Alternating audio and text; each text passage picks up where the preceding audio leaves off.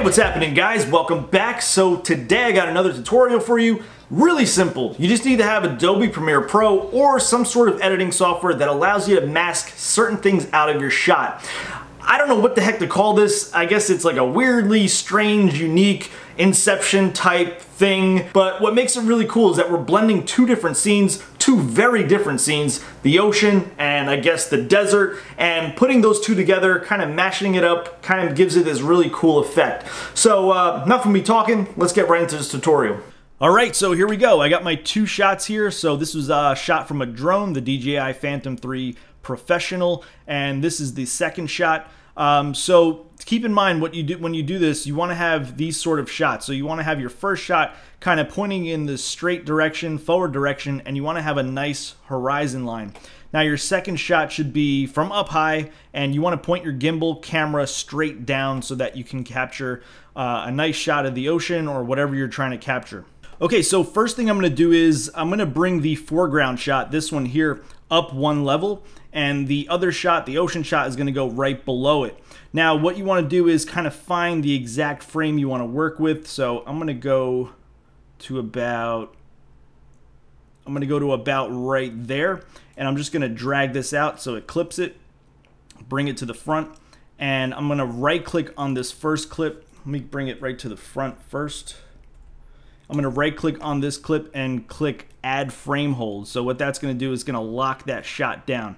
So there we go. And you could also stretch that out longer if you wanted to. Now what we're going to do now is we're going to create a mask on this layer so that we can see the ocean behind it. So we're going to go to opacity. I'm just going to uncheck the animation keyframe, and I'm going to go to this tool here, the free draw Bezier.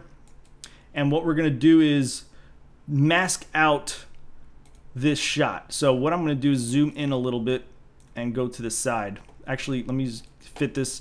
I'm going to click here and then click down. Now I'm going to zoom in to about 100%, scale it over. And now I'm just going to be drawing around the trees. I'm going to be cutting them out. And you don't have to be too exact, but if you do happen to mess up, you can just click Control Z to fix it up. So I'm just going to go Control Z.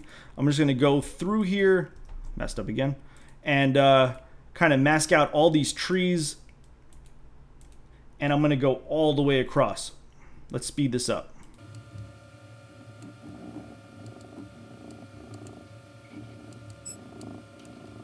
So now when you get to this point, you kind of just click on the outside. I'm just going to zoom out here and click on the outside borders and then connect these two.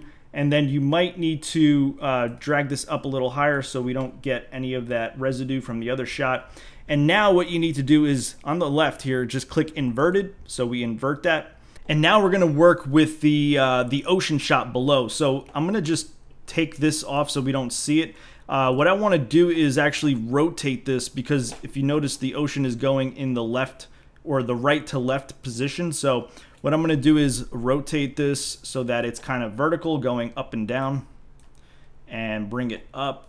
And let me just make sure that's right. That looks pretty good. Now what we need to do is scale this up so it fits the frame. Bring it up here, bring it over to the side. Now I'm just going to enable the shot above so we can see what I'm working with. So I'm going to bring this up a little more and scale it in a little more. Bring it to the left. Yeah, you want to make sure you don't get any black borders in there. So let's check it out real quick.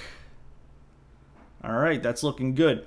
Now, if you notice the edges, they look kind of weird. If you don't have something that you like, you can go back into that that mask here and mess with the mask feather, so you can feather it out a little bit more if you wanted to. It's obviously too much, but maybe I'll go with something like this.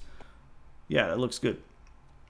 At this point, we're pretty much done, but if you wanted to, you can go into both of these videos and do a little color correcting so it looks a little better. But I'm just going to assume you did that already. So what I'm going to do here is just highlight these two clips. I'm going to right click, and then I'm going to click nest. So that's just bringing these two clips into, it's basically converting those two into one video. Now what I've been doing, I've been adding a few keyframes in here. So I'm going to go to motion. I'm going to click scale and position, and then go to the end of the clip.